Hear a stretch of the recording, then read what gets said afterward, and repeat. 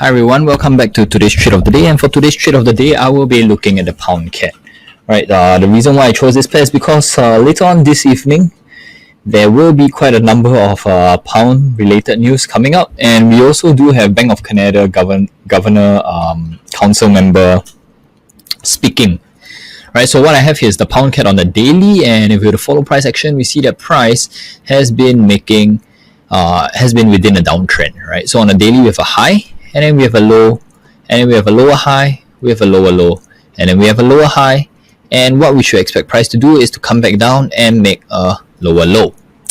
Alright, so for now, okay, this is what we have. We should at least expect price to come back down to test the recent low, okay, the support, if we were to look to the left. Alright, at least this low, and then we can follow it up with another low over here. So with that, let's quickly go down to the 4 hours. Now on the 4 hours, very simply, alright, we can see that price has actually tested resistance twice or 3 times multiple. If this is the resistance, just graphically speaking, alright, price has actually tested it once, came close once, and tested it a third time. However, I prefer to be a bit more strict on this level, so I'm going to shift the resistance down to this level. So what we have here is actually 2 targets. Okay, on the daily time frame, we can actually play a short down all the way to the last swing low from where price is. Okay, so because this is such a strong push upwards, right, we can actually use Fibonacci Retracement from the low to the high, open all Fibonacci ratios.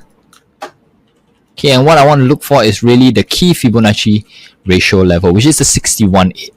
Okay, so I'm just going to put a 61.8 here as a support, as sort of a intermediate take profit. Okay, or we can also consider this as the partial take profit. Alright, because and if we were to look carefully, we actually see that the daily take profit, alright, is actually right within the 100 within the recent swing low, right? This is a zone, and if by extension we do have another take profit, all right, at the 127.20. So we do have confluences of graphical price action and Fibonacci level. So let me just go ahead and highlight those levels. So on the 61.8,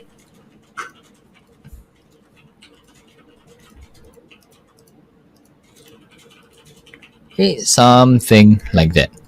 Right, so now that we have all these levels, okay, let's go down to the 1 hour very quickly. So on the 1 hour, alright, just let me tidy this up. On the 1 hour, we actually see price really drifting sideways, right? Price is actually in a sideways consolidation. So where would I actually put my entry? I'll wait for a close below this level here, this spike here. Okay, if we were to look back to the left from the spike, okay, extend it further back, we see that this is actually a support level that has been tested multiple times, right? Something like that. Once here, twice here before it broke below, came back up and it tested 3, and 4th time. So I actually put this level as sort of a sell entry. Okay, the moment price closes, breaks below and closes below it, okay, I will actually go short with my various take profit level.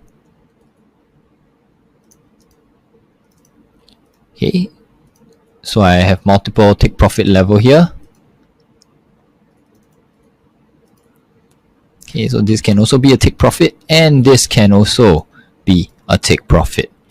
So multiple take profit levels. The one that I'm more sure of is actually the partial take profit, which is at a 61.8, and it is also right at where price previously consolidated. Now, as for the stop loss, what I will do is I will actually use this as my stop loss, okay? But I will back it up a bit higher. The reason is because I want to give my trade a bit of room to breathe, right? You don't want the trade to be prematurely stopped out. So this actually works out to be a pretty nice risk-reward ratio, right? Of nearly 1:2.8, okay? And last but not least, we can actually confirm with indicator. I will actually look at indicator like stochastics. Alright, and we see that the 21 stochastic is actually testing the resistance level where price reacted in the past. Okay, intermediate resistance. Now you see every time stochastics touches the extreme, right, price forms a small reaction. Okay, there will always be a reaction whenever price touches the extreme. Alright, so thanks everyone for tuning in to today's trade of the day. I hope this has been a good learning experience for you guys, and I'll catch you guys tomorrow. Thank you.